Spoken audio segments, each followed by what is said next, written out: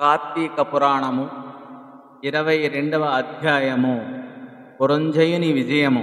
పురంజయుడు ఆస్థాన పురోహితులు చెప్పిన ప్రకారము కార్తీక పౌర్ణమి రోజున శుచి అయి దేవాలయమునకు వెళ్ళి భక్తి శ్రద్ధలతో శ్రీమన్నారాయణుని షోడశోపచారములతో పూజించి తన మందిరానికి వచ్చి బంగారు విష్ణు ప్రతిమను ఒకదానిని తెప్పించి ఆ ప్రతిమను పళ్లతో పుష్పాలతో పూజించి ఆ రాత్రంతా కేశవనామాలతో సంకీర్తన చేస్తూ జాగరణ చేశాడు. సాష్టాంగ నమస్కారము చేసి శ్రీహరి కీర్తనలను గానము చేసి సూర్యోదయము కాగానే నదికి పోయి స్నానము చేసి వస్తుండగా ఆ సమయములో విష్ణుభక్తుడకు ఒక వృద్ధ బ్రాహ్మణుడు మెడ నిండా తులసీమాలలు ధరించి పురంజయుని సమీపించి, రాజా, విచారించకు, నీవు వెంటనే నీ సైన్యమును కూడా తీసుకొని యుద్ధ సన్నద్ధుడువై శత్రురాజులతో యుద్ధము చేయము,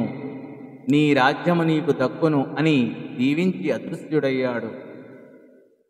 ఈతడెవరో మహానుభావుని వలె ఉన్నాడు అని ఆ బ్రాహ్మణోత్తముని మాటలు విని మరింత సంతోషంతో యుద్ధ సన్నద్ధుడై శత్రురాజులతో అద్భుతముగా పోరాడాడు. దెబ్బతిని క్రోధముతో ఉన్న పురంజయుని సైన్యము దాటికి శత్రురాజుల సైన్యములో నిలువలేకపోయినవి.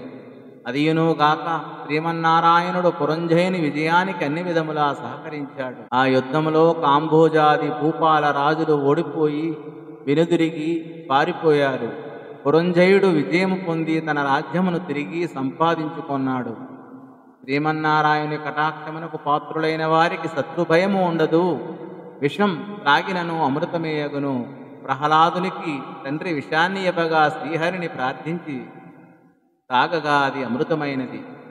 శ్రీహరి కటాక్షము వలన సూర్యచంద్రుడు ఉన్నంత వరకును ధ్రువుడు చిరంజీవియే కదా. అంతా శ్రీహరి లీలా విన్యాసం. హరినామస్మరణ చేసిన వారికి శత్రువు మిత్రుడు అగును. అధర్మము ధర్మముగా మారును. దైవము యొక్క అనుగ్రహము లేని వారికి ధర్మమే అధర్మము అగును. తాడు మామైకరుచును.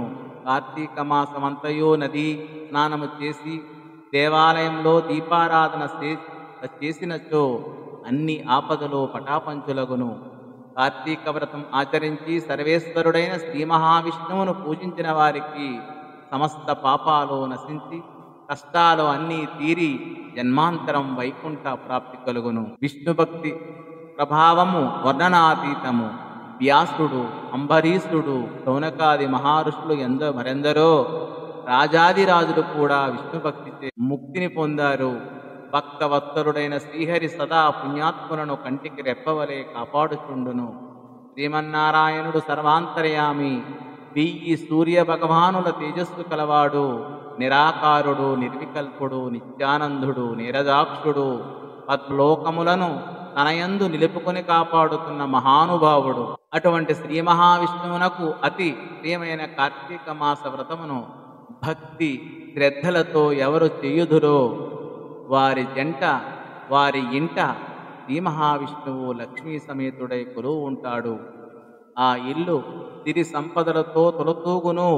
కార్తీక మాసములో శుచి అయి పురాణ పఠనము చేసిన వారు విన్నవారు సంసార సంబంధములైన పాపాల నుండి కష్టాల నుండి విముక్తులై జన్మాంతరములో విష్ణులోకాన్ని చేరుతారు. శ్రాద్ధ సమయములో ఈ అధ్యాయాన్ని పఠిస్తే పితృదేవతలు ఎంతో సంతోషిస్తారు. వారి వంశము అంతయు తరించును అని వివరించాడు. ఇది స్కాంద పురాణాంతర్గత వశిష్ఠ ప్రోక్త కార్తీక మహత్యమందలి 12వ అధ్యాయము 22వ రోజు పారాయణము పూర్తి అయినది. స్వస్తి.